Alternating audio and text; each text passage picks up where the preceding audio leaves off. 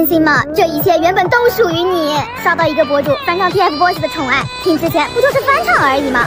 听之后把歌单吃了。小小的年纪还不懂什么是爱，却被你甜甜的笑给打败。你眨眨大大的眼睛，哦那么可爱，说话的手往哪儿摆？甚至还能无缝切换声线。每天上课下课都会有你的陪伴，每秒每容我都喜欢。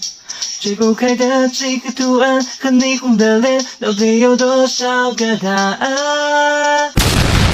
到底从哪里开始是翻唱啊？有网友问为什么不唱千玺的部分，结果博主又专门出了一个视频。我想这就是爱，明明这就是爱，我替你看，你想的要你开心没够。